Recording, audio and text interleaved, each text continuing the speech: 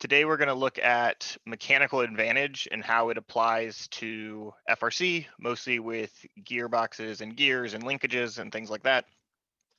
Um, so what is mechanical advantage? So you may have learned this at some point in science class. You may have heard the term. If you've had physics, you may have known about it.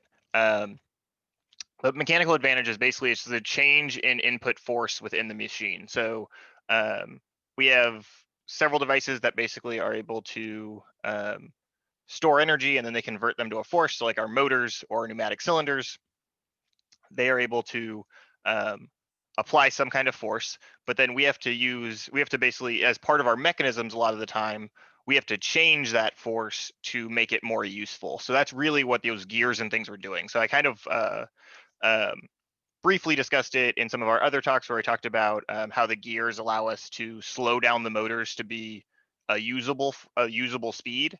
Well, what I was really talking about was getting the mechanical advantage so that we can use all of that energy in the most efficient way for that mechanism.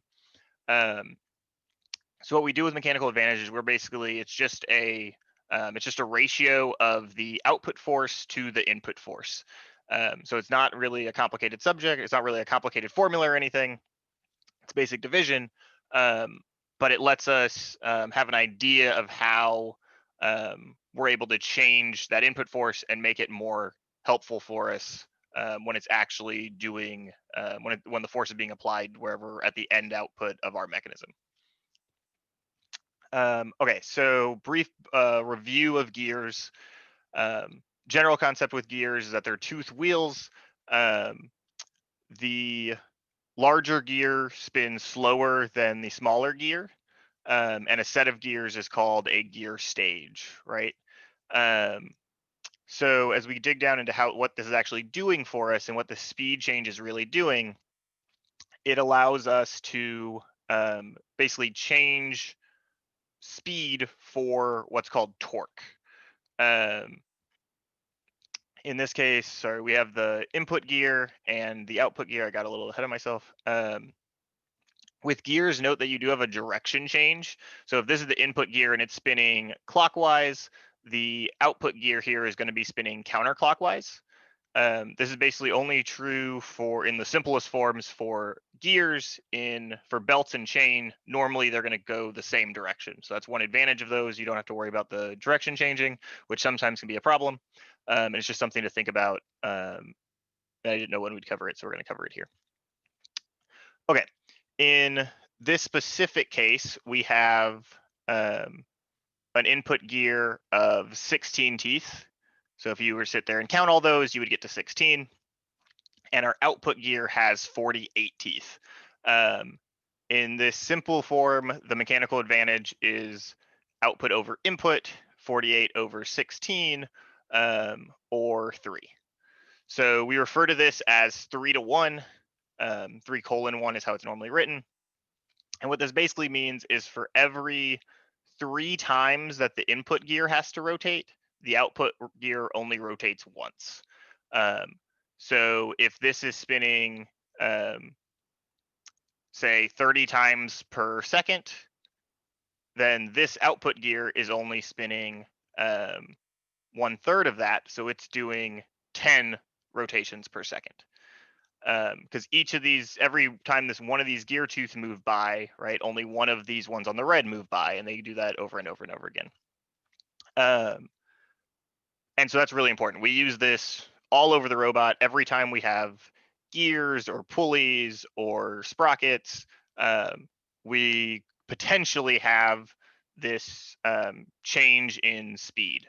So if they are the exact same, so if we had 2 gears that instead of 48 and 16, we had 24 and 24 or something like that, where they're the same number, then you don't have a change in speed. You only have a transfer of power, right? You get the motion moves some other direction. Maybe you need it to be on a different shaft. There's some reasons why you do 1-to-1 as well, is what that would be called, right? There's for every 1 rotation of the input, the output would spin 1. There are times you would do that. But most of the time when we can, a lot of times you are going to try to get a larger mechanical advantage by having a smaller input gear and a larger output gear. Um, yeah, so I already covered that. The gear size are proportional to teeth. So that's really important to know. So as long as they are the same type of gear teeth, so sometimes you may have like really tiny gear teeth or something, there's different standards that set kind of the size of gears. We use a very specific kind for most of our applications. So if they're all that same kind, then a 48 tooth gear is going to be exactly 3 times as large as a 16 tooth gear. And that's very useful to understand, as it helps understand some of the math and some of the equations we're going to do in a second. Um, Belts, pulleys, and chains and sprockets all work the exact same way,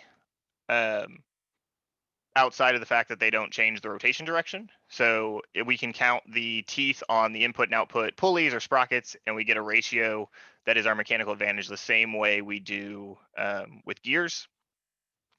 In this example, the 12th tooth sprocket, so if you counted all of the teeth around here, some of them are blocked by the cat of the chain, you would have 12, and the output sprocket, the red one, has 32. So we do that same division, we do 32 over 12, and we get 2, 6, repeating, so like 2 2/3. It's fine to round. In our case, we're not going to worry about it specifically. Most of the time in most of the stuff we do in FRC, we can round to some point. As you get more familiar with design and things, you start understanding how much you can round, right? We wouldn't necessarily want to round this to 3. That's probably too much. But in a lot of cases, you start getting some intuition about where we can round and where we can't. Not everything has to be exact. It's not like chemistry where we're trying to do significant figures and things. We're not quite that worried. We don't worry about it quite as much with a lot of the designs things we do. There are some times where we need more precision though, and again, that's, you learn that kind of as we design more things and understand, oh wait, I rounded and now it messed up. Then you start realizing, oh, I needed to not round as much, and we start learning that. A lot of times you'll ask me, ask other people who have done it more, and we start understanding kind of when we're allowed to get away with that and when we're not.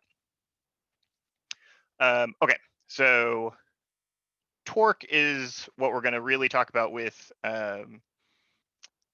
is another reason why we do this. So it's not just that we're losing speed. So that's kind of how I was describing it earlier, is that we're always just getting a speed reduction.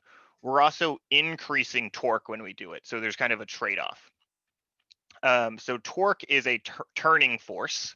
I've mentioned it a couple times as we're gone through, but we haven't really described it. So torque is what's used when you're opening a jar, opening a door, turning a wrench or a screwdriver. Your body is generating a torque.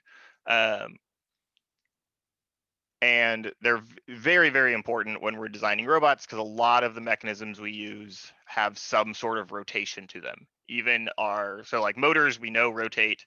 Wheels, those are very obvious things of torque, but like the door example and the wrench example, even if it's something that we are like kind of pushing or pulling, if we're doing it around a pivot and it's rotating in some way, it still uses a torque.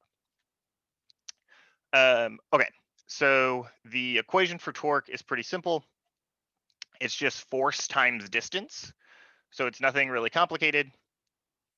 The pivot is, in this example, this kind of green center point, but it's basically just the center point of rotation. So whatever something's going to pivot around is our pivot point.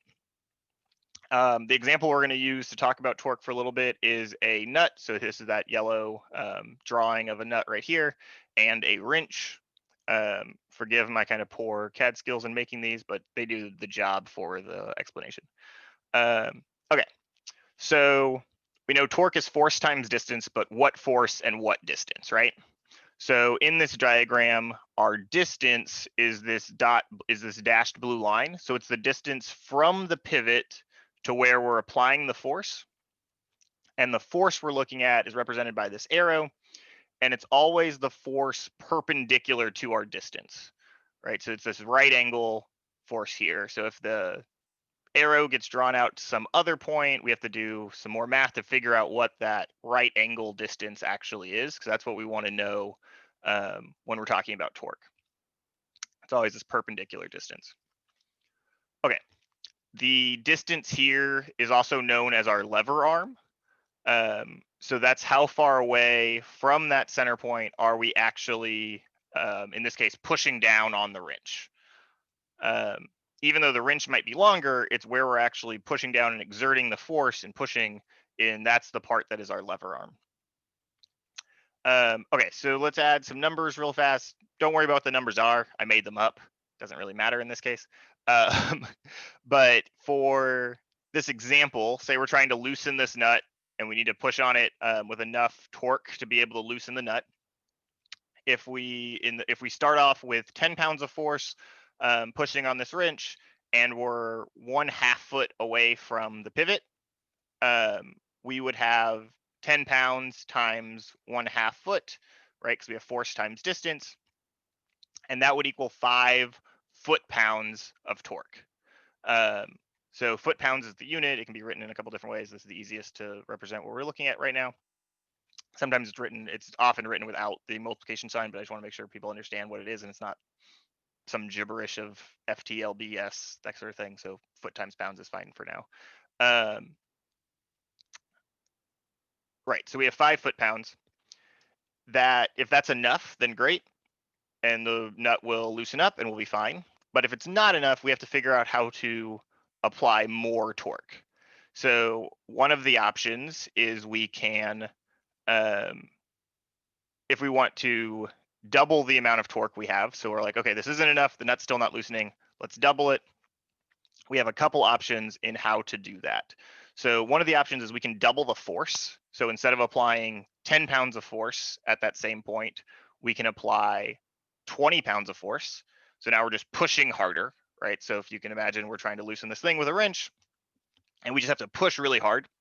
And that would work. So if you can just get more energy and you can push harder, you can do that. But sometimes you can't push harder, right? Maybe we're exerting as much force as we possibly can. And so we still want to loosen the wrench and we have to do it in a different way. So instead of doubling the force, we can double the distance. So instead of pushing at a 1/2 foot away, we can push at a foot away.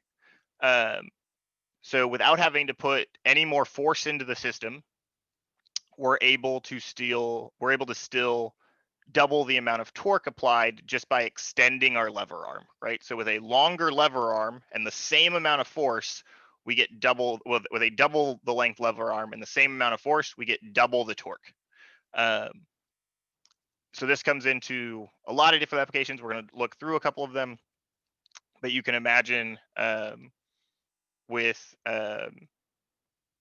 any mechanism and things, if we have a certain amount of force we can provide, we can do that over a greater distance, and now we can move heavier things. We can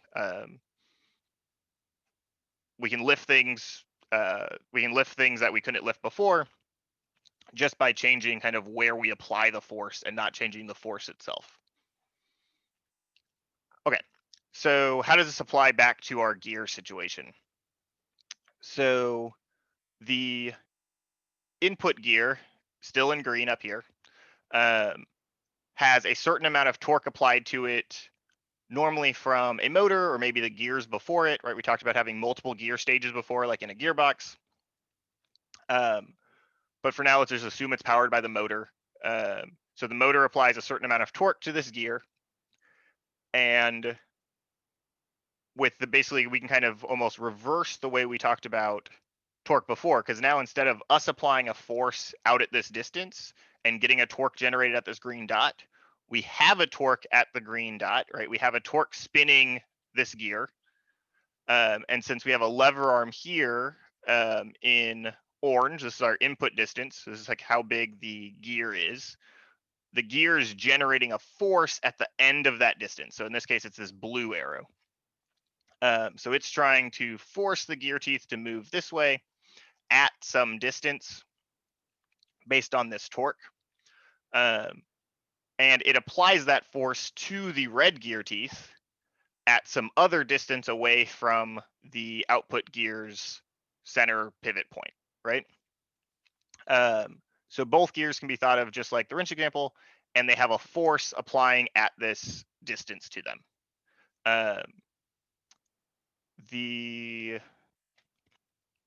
Since the distance from the pivot of the driven gear, which is in pink here, right? So this is our lever arm, this is the center point.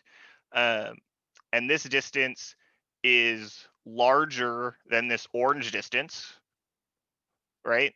That means that our um, torque on the red gear is going to be larger than the torque from the green gear. In this specific case, we know it's going to be 3 times as large because the green gear is 3 times as small as the red gear. This is the same example we looked at earlier. So by doing that, so before we already talked about the speed changing. So the green gear was going 3 times faster than the red gear. And kind of what that trade-off is that we're really getting is we're trading speed for torque. So we're getting the red gear to spin slower, but it's spinning with 3 times as much torque, and we're able to use that torque to do things, right? It's that force applied across the circle. So that torque may be more useful for moving our robot around if these gears are in our drive gearbox, if they're there like before the wheels, and then they eventually use that torque to spin the wheels. That helps move our robot around. It could be torque in a intake, like we talked about last week, where it's using the torque at the rollers to spin the balls in. And sometimes you need more torque because you have to like compress the balls, or you just need more. You just need that rotational force to be able to shove the balls up and into your robot. Torque is used on elevators to be able to actually lift a weight, right? We had an elevator example a few weeks ago where there was a big chain run and we had a spinning sprocket, and we had to make sure we had enough torque on that sprocket to be able to actually lift whatever the weight is on the elevator. So these are the reasons why we actually have these gear reductions, and we don't just slow down the motor using code or anything like that in programming. We don't just want to do it that way, because if you just slow down the motor, you don't get that increase in torque. If you do it mechanically here, we get mechanical advantage and we get an increase in torque, and that's what we're trying to do. Okay, let's briefly talk about levers. I'm not going to go too far into this because it can get a little bit too much like a physics textbook, and that's not what we really need when we're doing a lot of our design. It's still useful. You will learn it in physics when you go through it. But for what we need to do, we just need to have a good understanding of kind of the relationship between the sides of the lever and kind of use it as an example. We don't need to go into all of the equations or start solving physics problems or anything like that. We don't need that for what we need to do.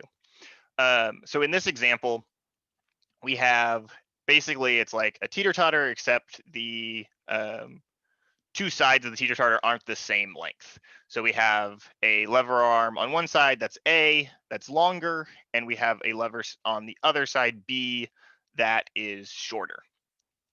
So and both of those lever arms have forces on them. So we have force A pushing down at the distance of the lever arm A.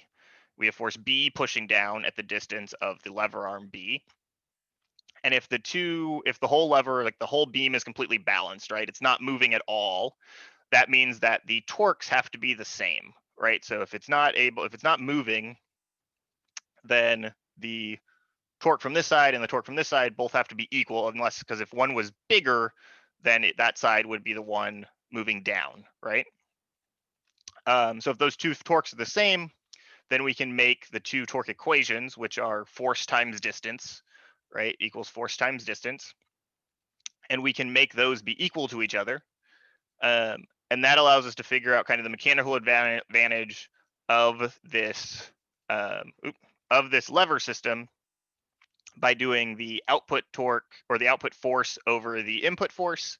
And we can also see that the lever arm A over the lever arm B is also the mechanical advantage. So if this were, if A was 3 times as long as B, in this case, we'd have a 3-to-1 mechanical advantage again with these longer levers. So it's a little bit different than the way the gears work, because the gears have 2 different pivot points.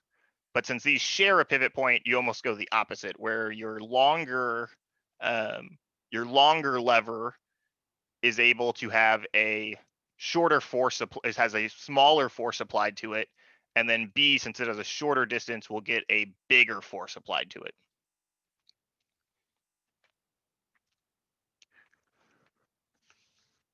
Okay. This example, this is definitely the first time I've taught it using this example. So if things get confusing, please ask questions in the chat. But we're going to look at the intake that we talked about last week, our Spectrum 2020 intake, and using an example of how we, partially how we design some of the pneumatic linkages to figure out actually where,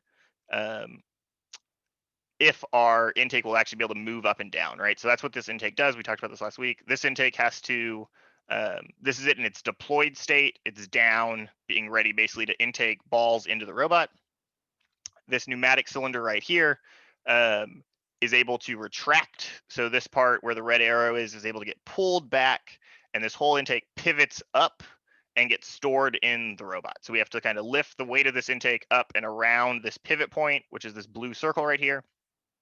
The center of that blue circle is our pivot point, and this whole thing's going to lift up and kind of flip and fold into our robot and get stored there. That's how we start the match. That's how we run around if we're not intaking balls at that time.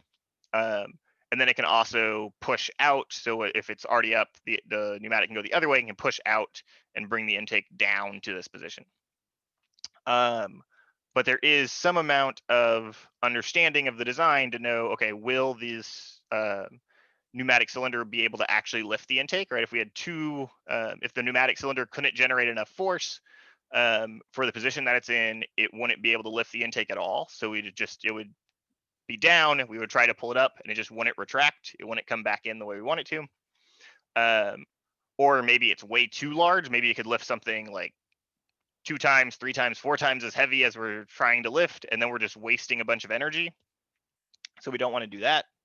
So you're always trying to design with some amount of balance to make sure they're kind of designed properly for the situation that you're applying it to.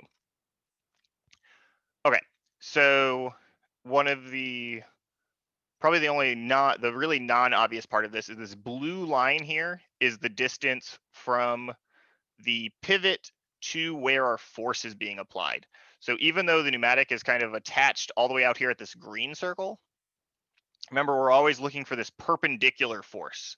So since the force is being drawn across this red arrow when the pneumatic retracts itself and comes back in, we're going to draw a line from that perpendicular, from this arrow perpendicular to the pivot point of the whole mechanism. And this is the distance we're actually worried about here. Okay,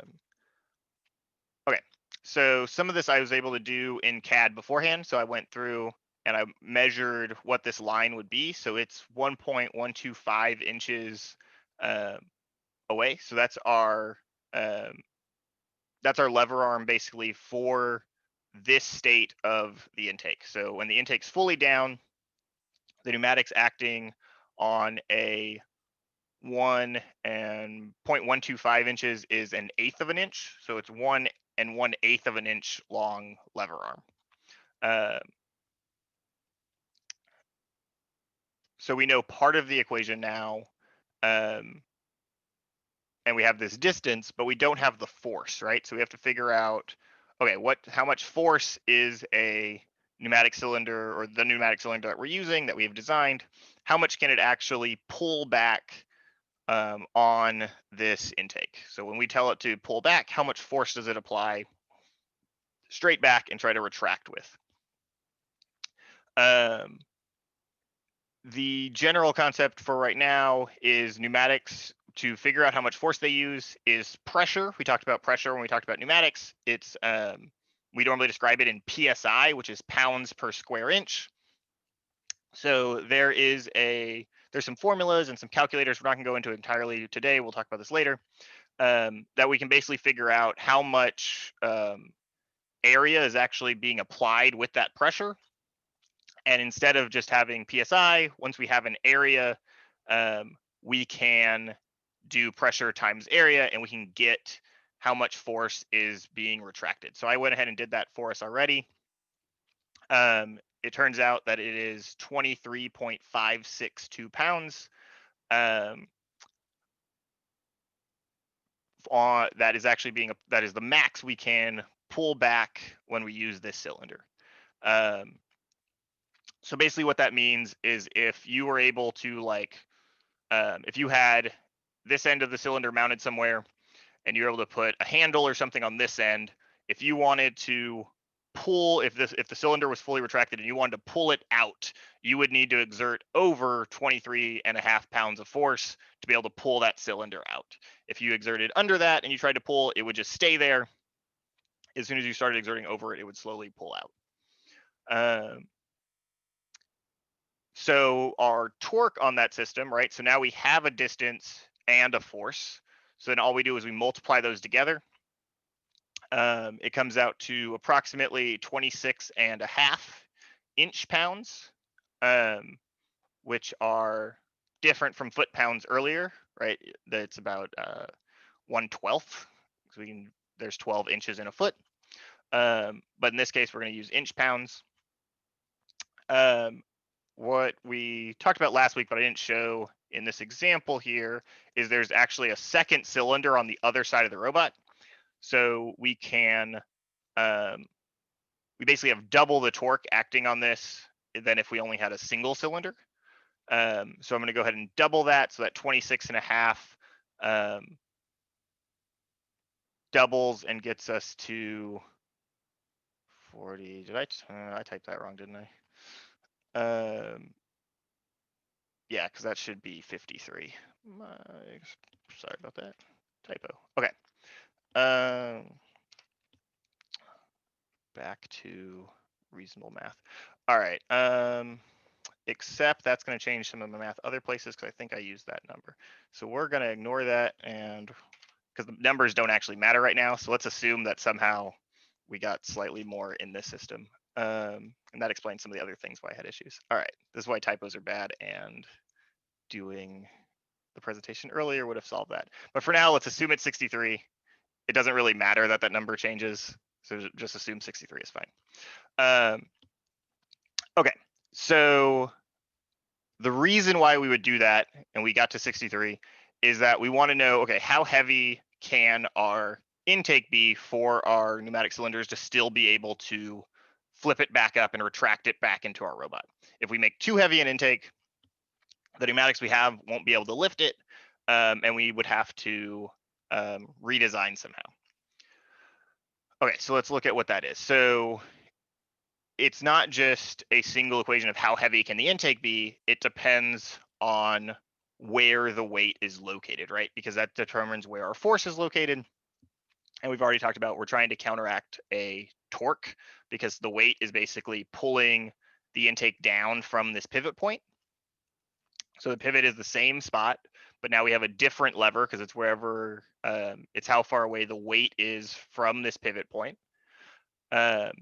So if all of the intake weight was all the way at like the edge of the intake, so if we managed to make everything else super, super light and we just had a really heavy weight all the way out here, we can figure out how heavy the intake could be. So in that case, 63 divided by 15, if this was, I measured in CAD, it was about 15 inches out to here. Our whole intake could only weigh 4.2 pounds if all the weight was located all the way at the edge of the intake. So we know that's the absolute worst case. So if our intake is less than 4.2 pounds, it doesn't matter where the weight is because anywhere inside of it's going to have a lower amount of torque, right? Because that distance is going to be smaller. So then it's, as long as if our intake's less than 4.2, it's definitely fine. But that's absolutely the worst case, and we know that that's probably not true, right? The rest of the intake does exist somewhere in the middle of that. There's almost no way that all of the weight is out at this edge. So we can do other examples to get us closer. So let's see if we move the intake and say all the weight is only 7 inches, so about in the middle of that. And we do that same torque over distance calculation. We can figure out, okay, now our intake can be 9 pounds if the center of all the weight was actually right in the middle. So there's probably somewhere in between that is probably closer to right. So we know, okay, our intake can be somewhere between 4 and 9 pounds. and we're probably pretty close to being correct, because if the weight is somewhere out here, we have the rollers, we have the motor, they're all somewhere about out here in this middle point. And we don't have to get it exactly right. We can, but a lot of times we're going to put it slightly over. We want it to be, or we're going to make enough force to where we can lift something slightly heavier than what is actually on there. We don't want to be exact, because then if we start adding a few things, we add nuts, bolts, some other way that we make it too heavy, then we wouldn't be able to lift it anymore, and that would be a problem. So we're always going to be a little bit lower than that. So we probably wouldn't want to make it anywhere close to 9. We'd probably want it smaller than that, so that the right weight could be somewhere out here in the middle somewhere. Okay. So we've already saw that it definitely depends on how far away it is from the pivot. So what this means, though, is there's a pretty large advantage to having the heavier items closer to the pivot. So if we want to mount a motor, which can be some of our heaviest things, or if there's some other heavy part of it, whatever things are going to weigh the most, we want those things close to the pivot point so that they're exerting the least amount of torque on the mechanism that we have to counteract with our pneumatic cylinders.